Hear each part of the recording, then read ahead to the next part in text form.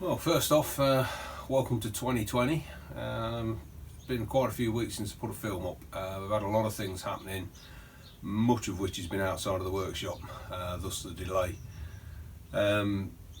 Covering a couple of things from a personal issue, I did some damage to my right forearm, which is, for all intents and purposes, seems to give all the symptoms of, I think they call it tennis elbow.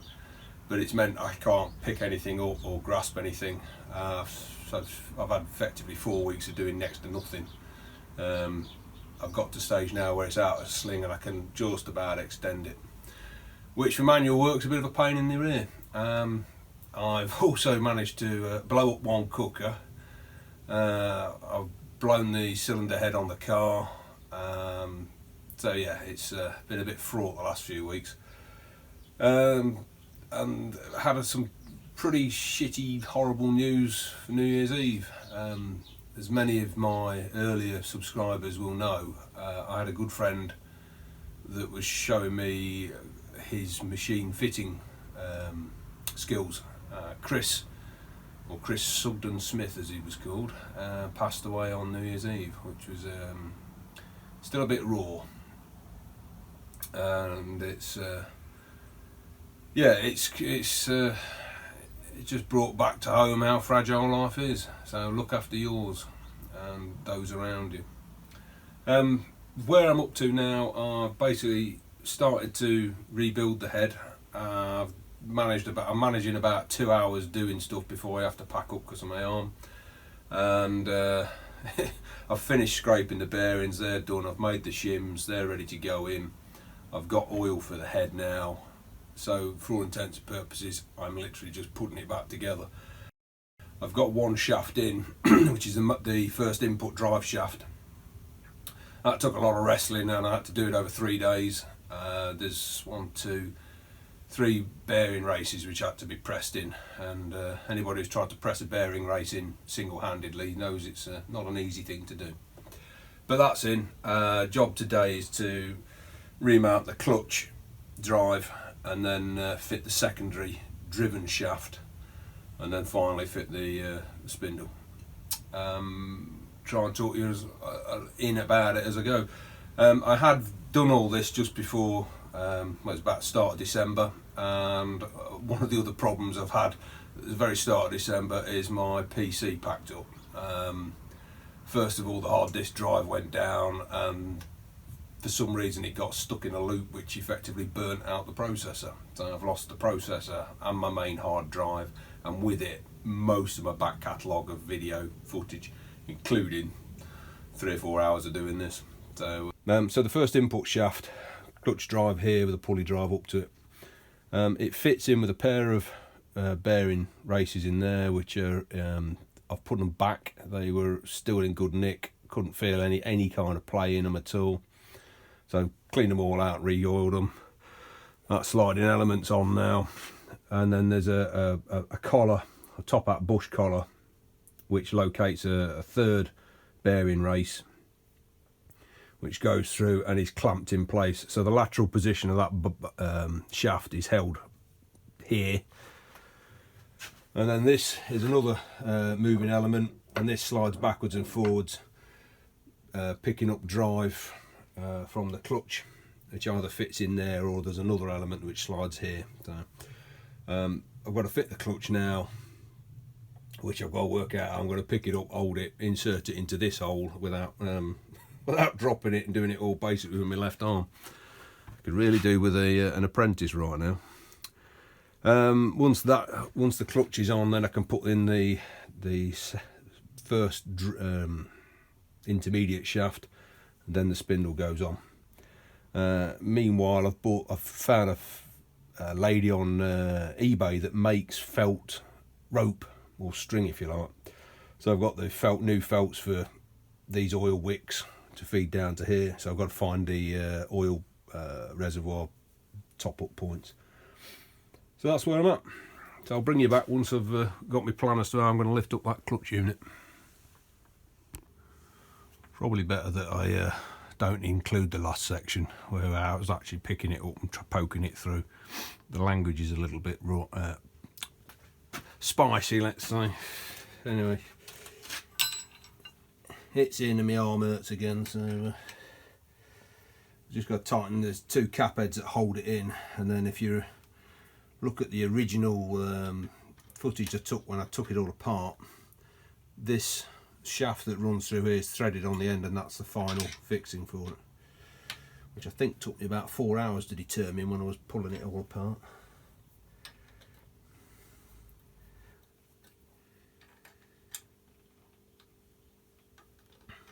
I have concluded there's going to be a significant number of hours to run this in, because the replacement phosphor bronze bearing bushes that are made up for this spindle that runs through this clutch brake, they're quite snug, but I'd rather them be snug than not. So I've just got to get the drive on, fire it up, and then keep adding oil and let it bed in and run.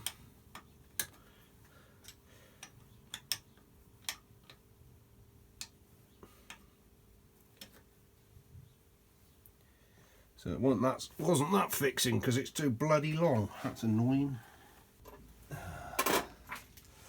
All the fixings that I took out of this are all British standard Whitworth fine, which are like rocking horse teeth if you're trying to buy them.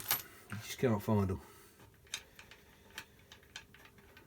And I took them all out and cleaned every one up, redressed some of them are slotted head screws as opposed to Allen head, and cleaned them all up, and then just sorted them into bags of the same length.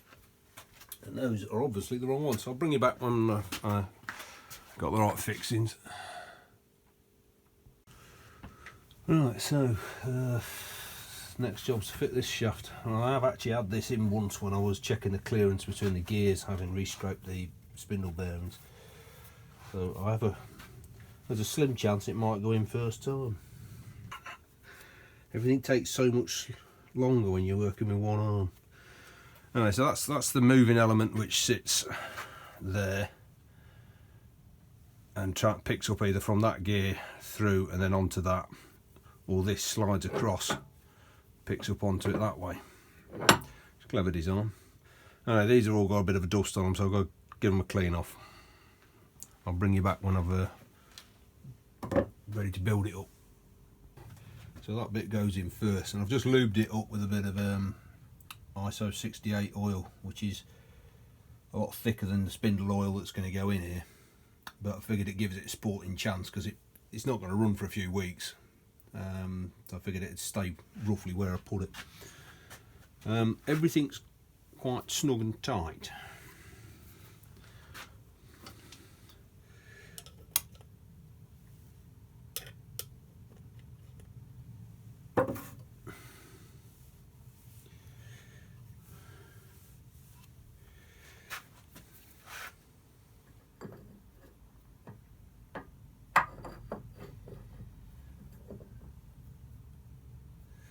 Hope I put it round the right way, won't it?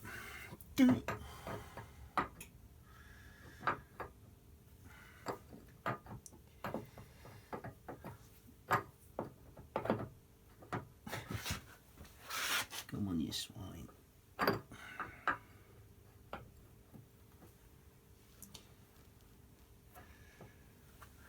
I bet there's only 5 thou M movement on that. Right, I'll pan out and we can look at the there we go.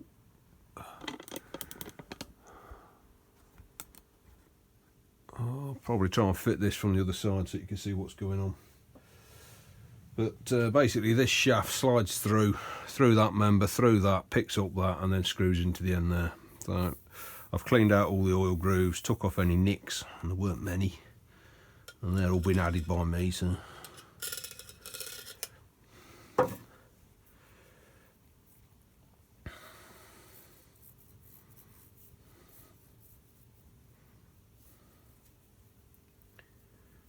let's see if I can get it in from this side of that wrestling.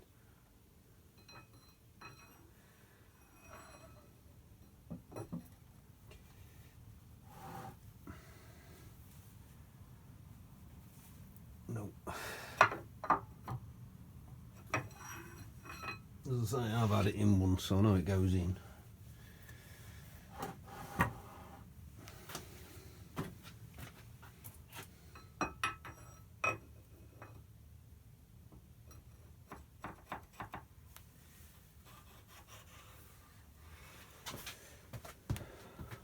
And I'm fairly sure this goes this way round, but I've had it wrong already once, and it wouldn't surprise me if it was wrong twice. What I'm not sure about is where that member fits on there. Guessing that picks up on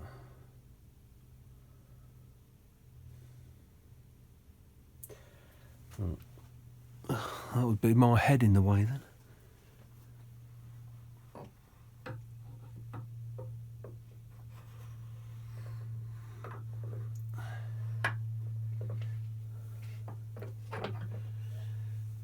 Oh. Like I say, I've not got a great deal of fine control on my right arm yet.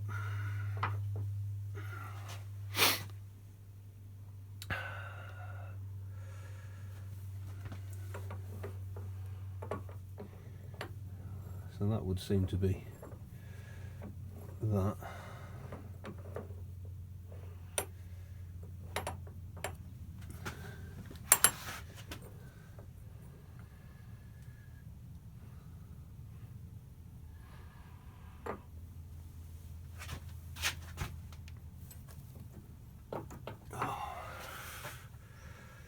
So you've got to drive in another inch, and there's around about 5/8, well, no, it's an inch and a half there, and there's 5/8 of thread. So in it's not an easy fit in that end.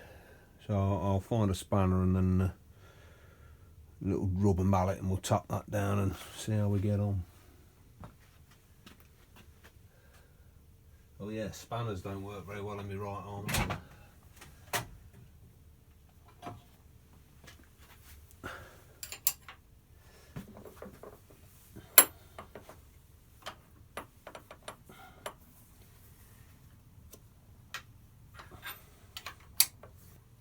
That's the thing with a fine thread, it don't go in very fast, and I don't think that's going in at all.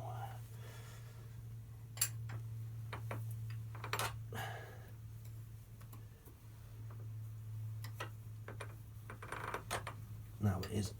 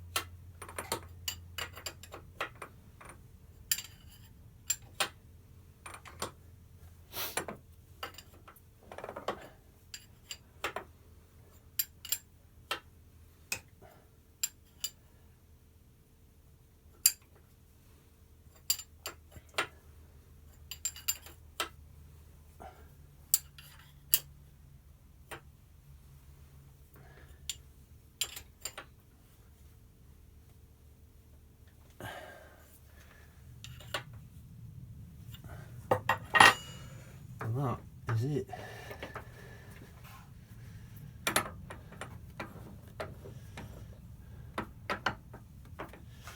So that'll all bind up now because of the clutch.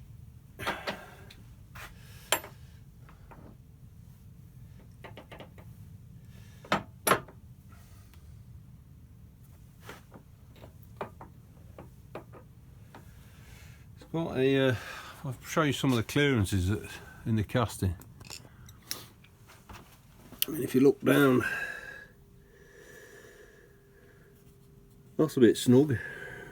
That's how it came out, and it is clear, but that might be 10 thou.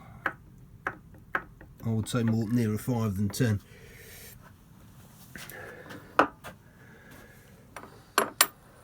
Anyway, these gears have got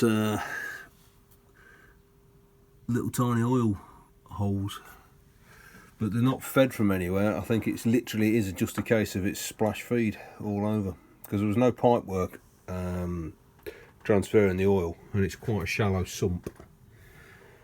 So no pumped oil, just literally splash feed.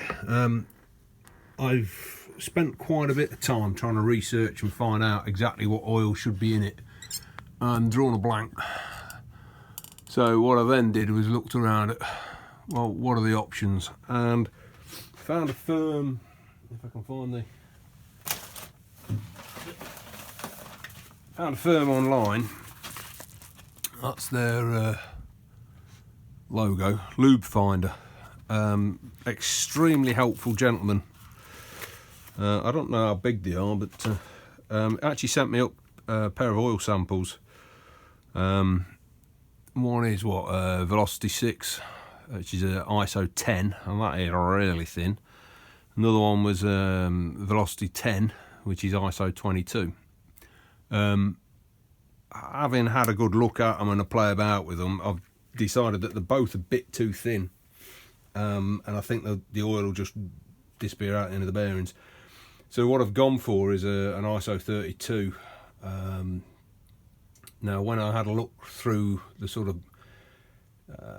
details I could find online of various oils, one of the oils that dates back to when this lathe was made was a Mobile DTE. Well, that's the equivalent grade now.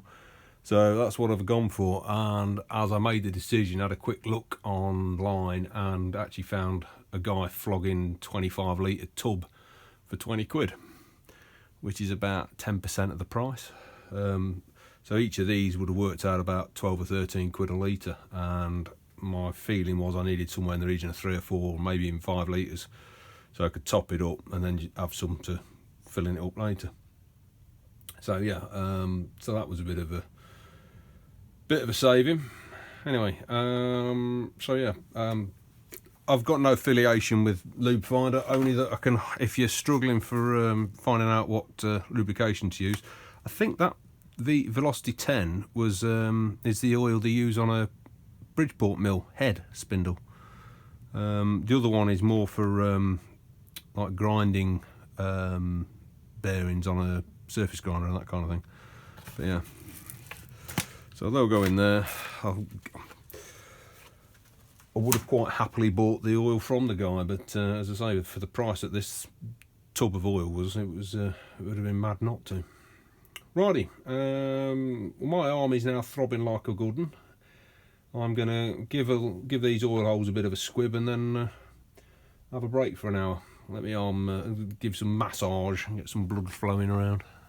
Bring you back later. Just taking a look at and cleaning up the oilings. They're like the design so that they screw in on the side of the headstock. You dribble the oil through the hole and then close it off. They're quite smart. So having cleaned them all around with a cloth and got the gunk off, they've each got a little hole here, and it has a spring slipped in, so that it just puts a little bit of tension on that. So that's cleaned up. I've poked the spring in now so it's seated. I've now got to compress the thing and try not to fire it out across myself. And I haven't got the strength in my hand to compress the spring. That's silly, isn't it? No, I can't do it. Well, I'll have to come up with a cunning plan for that, but next job's get these all stuck in and then fit the felt wicks.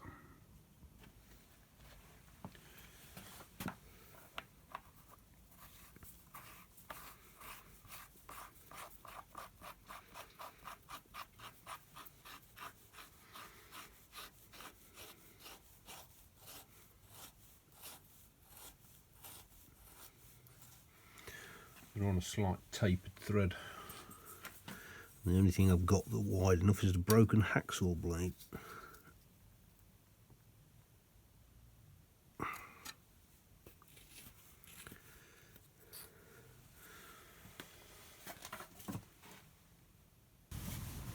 So this week's, or this month's, or in fact this decade's update has been a bit long time coming for all the reasons I've mentioned earlier.